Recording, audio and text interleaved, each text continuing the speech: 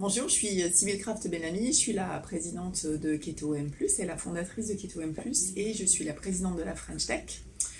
Voilà, donc Keto M+, c'est une société qui se spécialise dans le développement, la formulation et la production de produits alimentaires cétogènes, c'est-à-dire sans sucre ou avec très peu de sucre.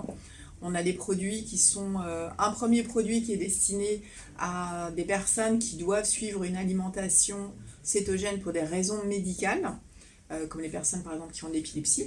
Et l'autre produit qui est disponible est un complément alimentaire qui là va s'adresser en fait, qui est vraiment tout public. Donc voilà, on fait aussi l'accompagnement RSE pour les sociétés qui aimeraient avoir un soutien pour les dirigeants santé mentale et également pour les équipes, les salariés, tout ce qui concerne en fait l'hydratation. 2023 a été une année challenging, un peu comme 2022. Je pense que on est dans une période un petit peu compliquée pour des startups comme moi, surtout dans tout ce qui est médical, puisqu'en fait on a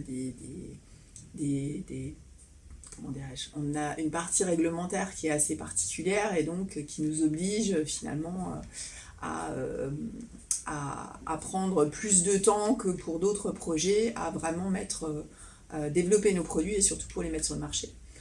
Donc 2023, ça a été le lancement du complément alimentaire, donc ça c'est déjà une bonne chose de faite. Et puis voilà, c'est une année en fait qui a été très intéressante parce que j'ai découvert plein de nouveaux potentiels, de nouveaux clients, de nouveaux marchés, donc pour ça c'était une super année. Alors 2024, j'espère que ce sera une année plus facile que celle de 2023 et surtout que le premier produit, Cétoprane, va donc être remboursé. Donc ça, ce sera une super victoire parce que c'est vraiment à l'origine de l'ensemble de mon projet. 2024, ce sera certainement aussi l'année du lancement d'autres produits de la gamme, dont un pour les enfants. Donc ça, je suis super contente parce que c'est un produit qui m'a été demandé en plus par les hôpitaux et par des médecins. Et puis également l'agrandissement en fait de la gamme de nos produits avec des produits alimentaires qui j'espère pourront être disponibles dans des magasins, dans les grandes surfaces. Voilà. Alors une de mes chansons préférées de Noël c'est de Nat King Cole. C'est vraiment une des chansons que j'écoutais le plus en fait lorsque j'étais aux États-Unis. On avait l'habitude en famille tout au début, en fait, dès que le sapin était à Rockefeller Center, de prendre la voiture et puis on avait un disque avec toutes les chansons de Noël pour en fait accompagner notre expédition de nuit dans New York qui était assez, qui est assez magique. Donc voilà, c'est vraiment Nat King Cole et puis Nina Simone. En fait, il y a vraiment tout un groupe de chanteurs que j'aime beaucoup et qui, pour moi, m'ont tout de suite me transporter dans la période de Noël.